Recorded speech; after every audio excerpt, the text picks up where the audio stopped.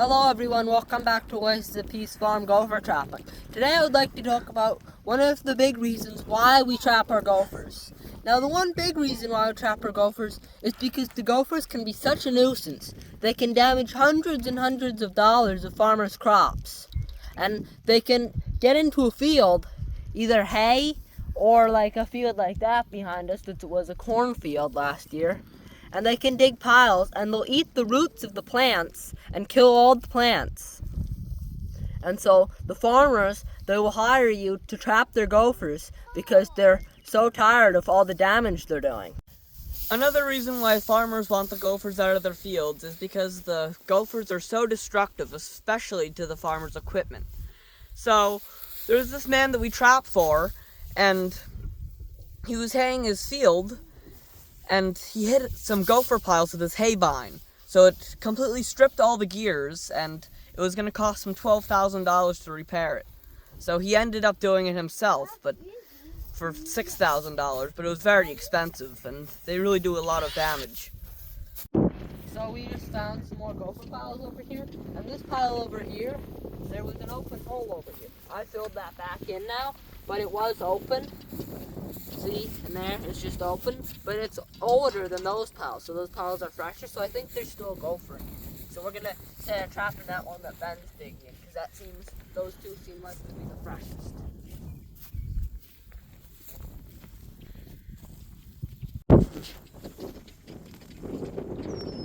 That should be easy to imagine.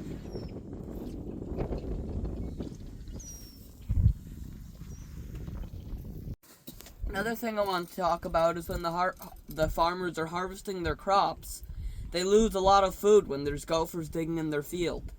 Just like when there's a group of gopher piles in their field, they have to lift up their combine or whatever they're doing and leave a whole bunch of food there. The soybeans or corn or whatever it is, because they can't harvest it. Oh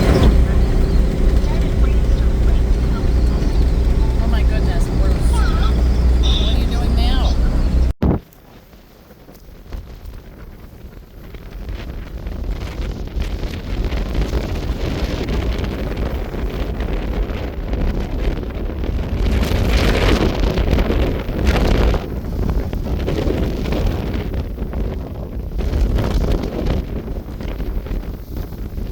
So it's May the 4th and we are still out trapping. Nothing stops us, maybe a badger.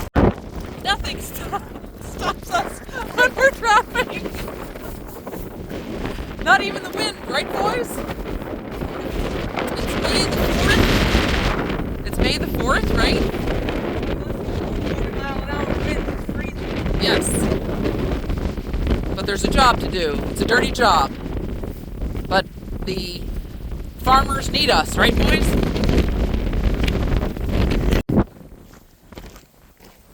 That's a badger hole. Yikes, don't put your hand down there. So we are trapping here on May the 4th. It is about 30 degrees and it's like 20 with the wind chill. It's super chilly, but we are definitely trying our best to gopher trap and help out the farmers because the growing season is short here and they really want to get into the field. So as soon as they can, I've been seeing tractors trying to get out into the field, and so they want those gophers out of their fields. So that's what we're doing.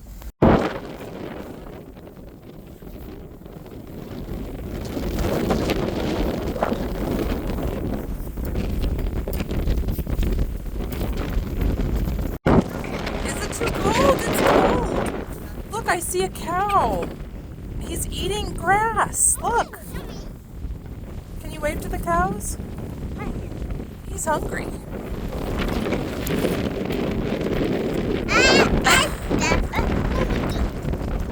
Wave to the cows.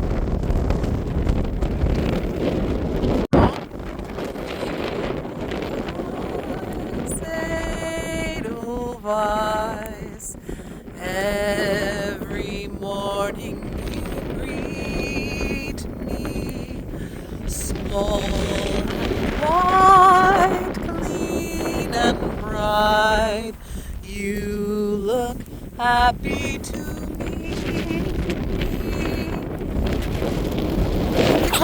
the house like it.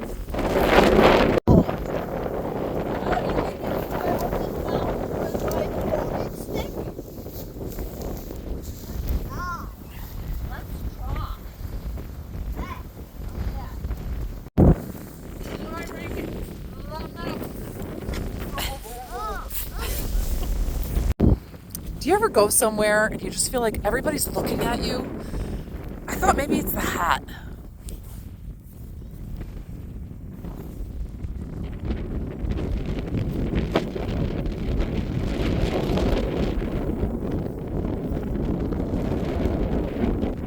Maybe I'm just self-conscious.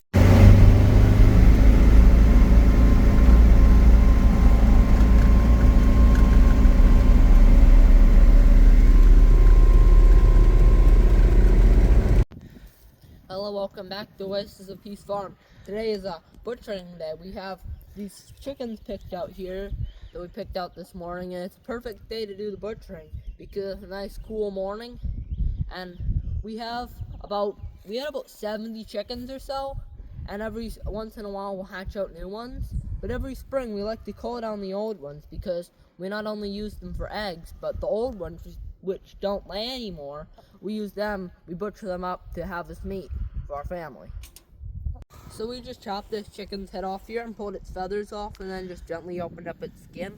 And you see, this is the breast. So since this is an older chicken and it's not that big, it wasn't raised to be like a meat bird, so we're just gonna get the breast off of here because it's not gonna have that much meat.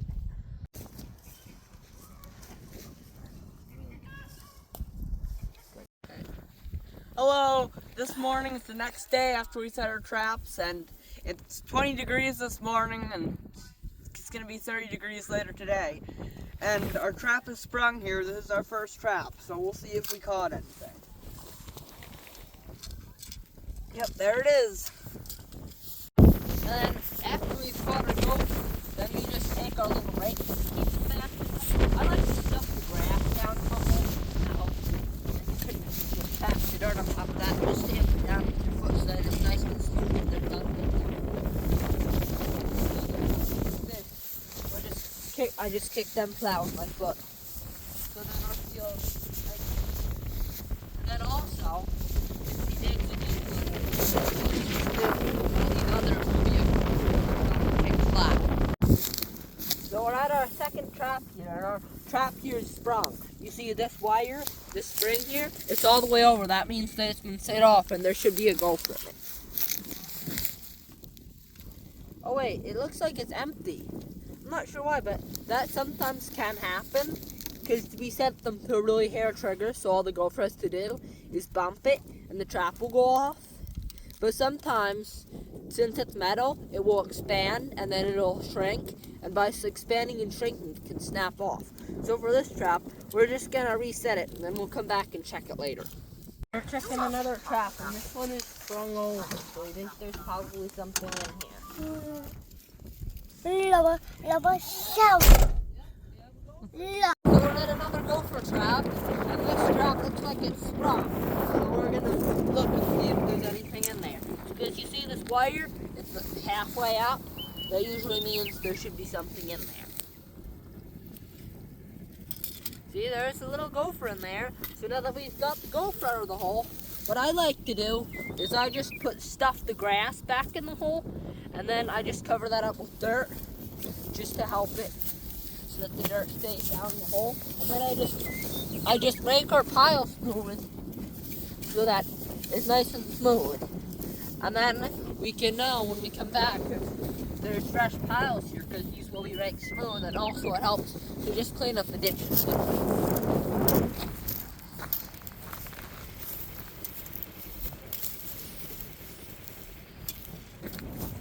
We're in here listening to books because we're little hothouse orchids.